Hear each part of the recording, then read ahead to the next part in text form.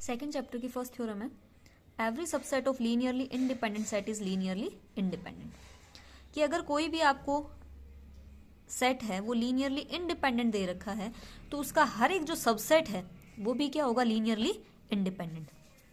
तो हम अपनी तरफ से क्या कर लेते हैं, एक लीनियरली इंडिपेंडेंट सेट चूज कर लेते हैं। लेट v1 v2 vn ये क्या है, be a linearly independent set.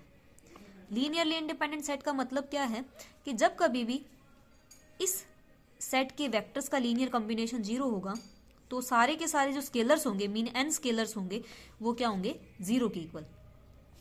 मुझे प्रूव क्या करना है कि इसका कोई सबसेट कंसीडर करूंगी मैं, वो सबसेट भी क्या होना चाहिए, लीनियरली इंडिपेंडेंट। इसमें कौन से वेक्टर है, v1 v2, बीच में कहीं ले लेते हैं vr अप टू vn। तो सबसेट ले लेती हूँ अपनी तरफ से मैं v1 v2 vr, मतलब r वेक्टर्स ही लिए हैं मैंने इस सेट की। ये क्या हो गया, सबसेट ऑफ गिवन सेट।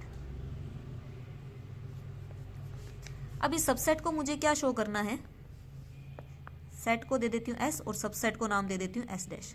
तो मुझे शो क्या करना है कि s डैश है वो भी क्या होगा, लीनियरली इंडिपेंडेंट। मीन जब कभी भी सबसेट के एलिमेंट्स का लीनियर कॉम्बिनेशन 0 हो तब भी सारे स्केलर क्या हो, 0। तो मुझे जो गिवन है उसका यूज करती हूँ।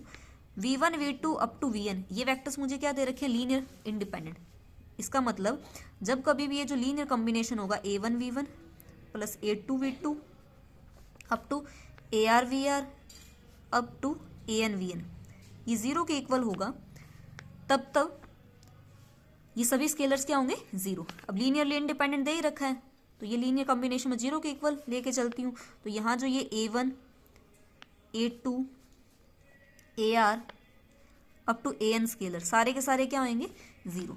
तो मैं क्या कर लेती हूँ, अपनी तरफ से जो ar के आगे वाले सारे स्केलर हैं उनकी वैल्यू क्या रख देती हूँ, 0, क्योंकि ये सेट है वो लीनियरली इंडिपेंडेंट दे रखा था।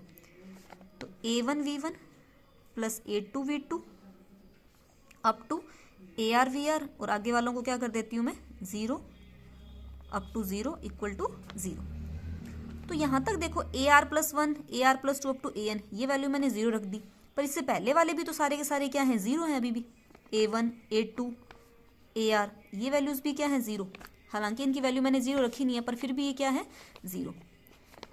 तो ये लीनियर कॉम्बिनेशन कितने वेक्टर्स का बन गया, सिर्फ r वेक्टर्स का बन गया। तो r वेक्टर्स का लीनियर कॉम्बिनेशन 0 के इक्वल है, जहां ये जो स्केलर्स हैं a1 a2 ar ये सारे के सारे क्या हैं, 0।